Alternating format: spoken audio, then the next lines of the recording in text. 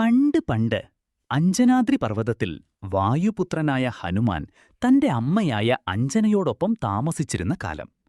കുട്ടി ഹനുമാൻ അതീവ ബലവാനും ചടുലനുമായിരുന്നു. ഒരു ദിവസം രാവിലെ ഹനുമാന് കഠിനമായ വിശപ്പു തോന്നി. അമ്മയടുത്തില്ലാത്ത നേരം വിശപ്പടക്കാൻ എന്തെങ്കിലും കിട്ടുമോ എന്ന് നോക്കി അവൻ പുറത്തിറങ്ങി. അപ്പോഴാണ് കിഴക്കേ മാനത്തു ചുവന്നു തുടുത്തു നിൽക്കുന്ന സൂര്യനെ ഹനുമാൻ കണ്ടത്.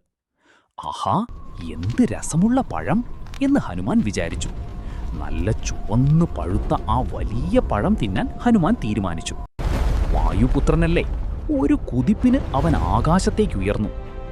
അന്നൊരു സൂര്യഗ്രഹണത്തിന്റെ ദിവസമായിരുന്നു. സൂര്യനെ ഗ്രസിക്കാനെത്തിയ രാഹു തന്നേക്കാൾ വേഗത്തിലൊരു കുട്ടി സൂര്യനടുത്തേക്ക് വരുന്നത് കണ്ട് പേടിച്ചുപോയി. രാഹു നേരെ ദേവേന്ദ്രന്റെ അടുത്തെത്തി പരാതി പറഞ്ഞു. ദേവരാജാവേ, സൂര്യനെ വിഴുങ്ങാൻ എന്നേക്കാൾ വലിയ ഒരാൾ വരുന്നു. ഇന്ദ്രൻ ഉടനെ തന്റെ വെളുത്ത ആനയായ ഐരാവതത്തിലേറി ഹനുമാനെ തടയാൻ പുറപ്പെട്ടു.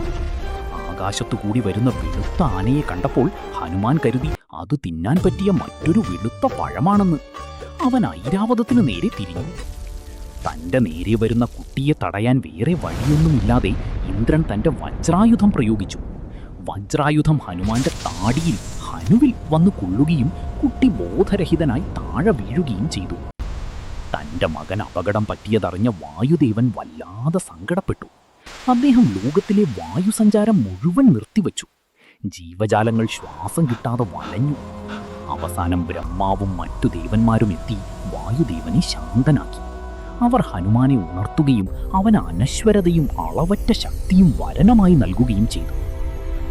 അങ്ങനെ ആ ചെറിയ കുട്ടിയുടെ കുസൃതിയിലൂടെയാണ് ലോകം ഹനുമാൻ എന്ന മഹാശക്തിയെ തിരിച്ചറിഞ്ഞത്.